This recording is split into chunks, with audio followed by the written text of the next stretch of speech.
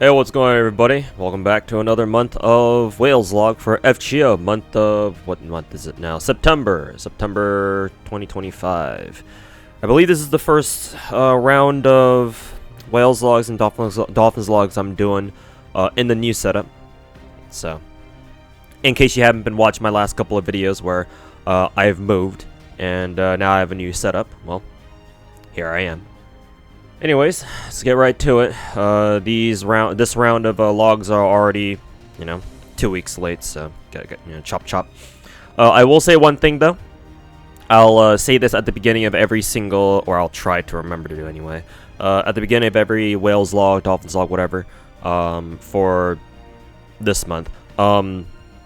Me and my editor, or one of my editors, I guess, have talked about how we should be doing, I should be doing these Wales logs and Dolphins logs. One of the things that we talked about was that maybe we should, just for the sake of consistent content, maybe we should, I should take these Wales logs and Dolphins logs a bit more seriously, and so they'll start getting their own thumbnails and stuff like that, and then they'll come out at more scheduled times. We'll see how this works out. We'll see how we decide to, what kind of plan we end up deciding to go with in regards to these Wales logs and Dolphins logs.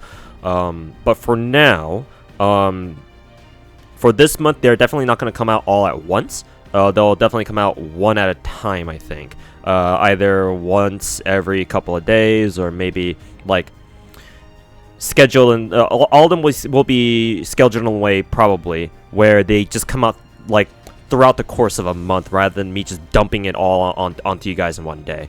We'll see how that works out. See if that makes a difference. But we'll worry about that on the back end. So the FGO video is going to be the first one you see, and then I don't know, maybe tomorrow or a couple days from now you'll see the next couple of ones come out over the course of however long it takes, however long we decide to put them out at. So yeah, just wanted to let you guys know. Anyways, back to the actual Dolphins log part, or Wales log part. Let's see here. Let's go by acquisition. Alright, so looks like let's see, Bargus was the last character, last servant that I actually consciously rolled for, which means we have Kriemhild. We just got the free 4-star ticket, the one you can choose basically any 4-star. I was looking through the selection and I didn't realize that we even had a pick your own 4-star servant coming up. Shows you how much I really pay attention to FGO NA news these days. And I didn't have Kriemhild before, so that's who I went with. She was my pick anyway for all the other ones that we could have gotten. I guess all the 4-stars except for the most recent ones, especially last summer's. But technically speaking, I still don't have Canis Ryder, who is a 4-star summer servant from 2 years ago. The smarter choice would have been to go for Canis, but I like Kriemhild better, so. Despite Kriemhild being, I believe, a perma servant, so just decided to go with Kriemhild for now. I mean, is that even that bad of a decision anyway, just because I obviously don't really roll that much anymore? So, what are the odds I'm going to get randomly spooked by Kriemhild? On the off chance I do decide to, roll for somebody, right? Not to mention, I believe Kriemhild is our first 4-star single-target berserker with a 50% bat. Well, no, Kentucky Rider exists. Well, no, Kentucky Rider's a Rider, duh. Why did I think it was a berserker? I was thinking of his 5-star berserker form, I guess. So yeah, I believe Kriemhild should be our only 4-star berserker now who has her own 50%. So that'll be huge. Well, not that will. It is huge. That's huge. So, yeah. Picked her for my 4-star. So, I'm aware that there's these master missions that we gotta do. I think they give us about a month. So we gotta get them all done to make her permanent. Kind of reminds me of that a couple years back when we got that first permanent 5-star character, 5-star servant. It's oh, you gotta get them Bond 5, and I remember some people who either forgot or weren't aware of the whole, like, oh, you got to get them to Bond 5 in order to keep them permanently, and ended up losing them, so sucks to suck, I guess. Anyways, yeah, so Criminal is the one I went with. I just got to level 80 for now. I probably didn't need to.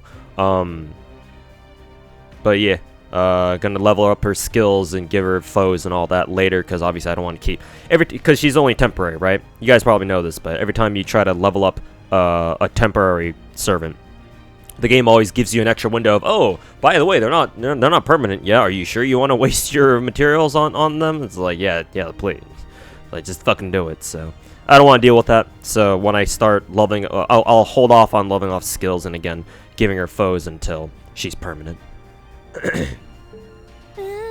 Other than that, not really much has happened for me. I guess I've just been steadily progressing through my caster class score for obvious reasons. I guess it's almost done, so there's that.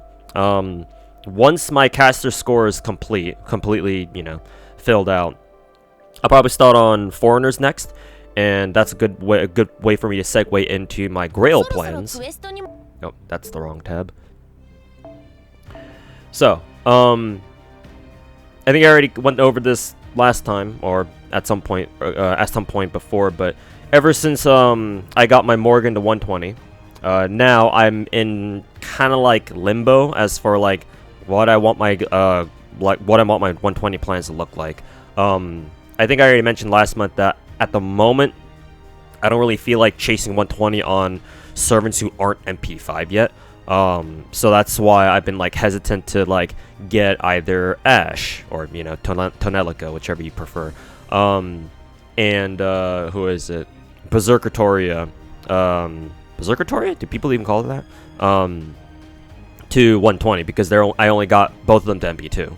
So in recent times, however, I have been strongly considering getting MHXX to 120. I already have her MP5, as you can see here.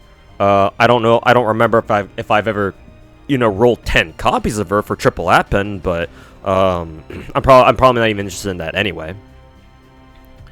So all I care about is MP5, and then getting them to 120 is the I guess the easier decision to make. Not to mention I could keep giving her Bond Grails, but I mean that's kind of that doesn't have anything to do with 120, to be fair. I don't know. I've always MHXX has always been one of my favorite summer servants besides the obvious ones. It doesn't help that MHXX has some of the best Rule 34 out there, at least from what I'm aware of. So yes, consider this decision to be influenced by my fucking dick. I mean, if you're not grailing with your dick or your pussy, what are you even doing, right?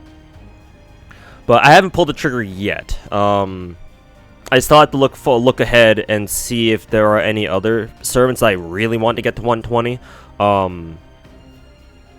Even if they're only at like MP1 or MP2. I don't know. Maybe there'll come along a servant that I'll actually go out of my way to like 120, even if I can't get them to MP5. At least not immediately.